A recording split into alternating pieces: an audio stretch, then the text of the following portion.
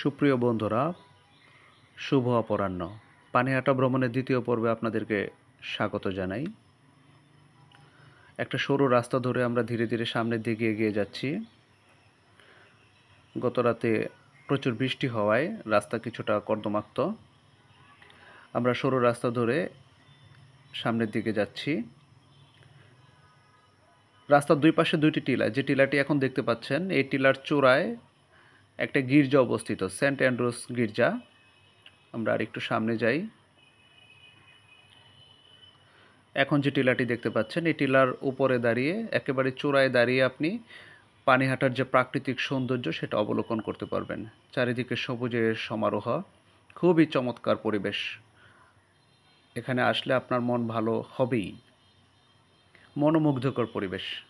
পানিহাটা ভ্রমণের ক্ষেত্রে আপনাকে কিছুটা সতর্কতা অবলম্বন করতে হবে। ঝোপঝাড় একটু বেশি, সেজন্য বিভিন্ন বন্যপ্রাণী থাকতে পারে, এটা একটা বিষয়। আর পানিহাটার এই ঝোপঝাড়ের মধ্য দিয়ে মাঝে মাঝে বন্য হাতির দল, বুনো হাতির দল পারাপার হয়, এবং এটা আমরা আসার সময় বিভিন্ন সাইনবোর্ডে ওই সতর্কতাগুলো দেখে আসছি যে অনেক সময় আমাদের পার্শ্ববর্তী দেশ থেকে বুনো হাতির দল এখান দিয়ে পারাপার করে।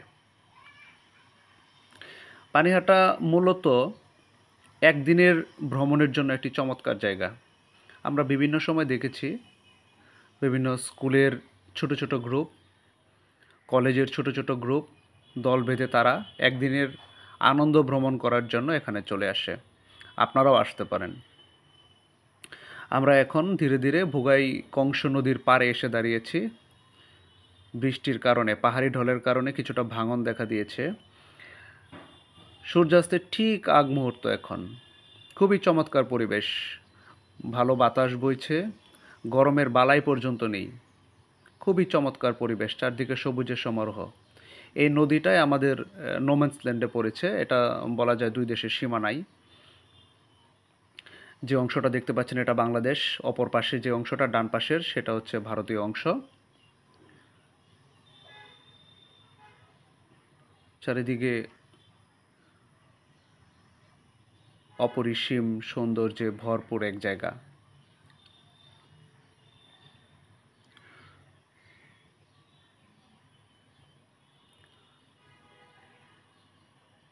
খুবই চমৎকার।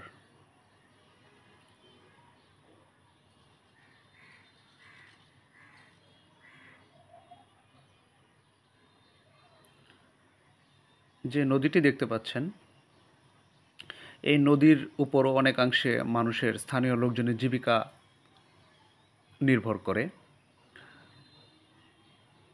আমরা দেখতে পাচ্ছি বিভিন্ন স্থানীয় লোকজন তারা কাঠ সংগ্রহ করছে নদী দিয়ে।